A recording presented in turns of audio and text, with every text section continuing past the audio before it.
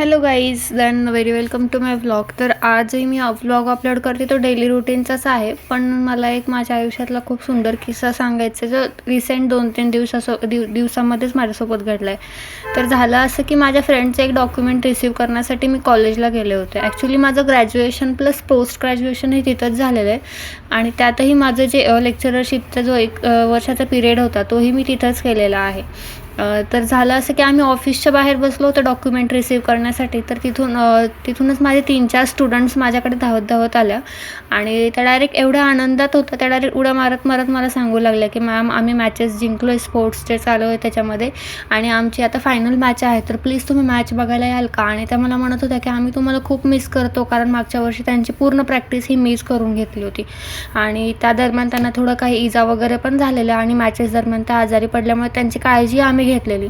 तर त्या मला सांगत होत्या की मॅम, आम्हाला सगळं आठवतं आहे, आम्ही तुम्हाला खूप मिस करतो आहे अँड ऑल, असं त्या खूप आनंद होऊन एक्साइटमेंटने मला सांगत होते. तर मला खूप छान वाटलं, कारण मी स्ट्रिक्ट होते पण तेवढंच त्यांच्या क्लोजही होते. त्यांनी मला एवढी रिस्पेक्ट दिली, एवढी ओळख दिली, तर माझा दिवस खूप छान गेला आणि हाच किस्सा मला तुम्हाला सांगायचा होता. बाय.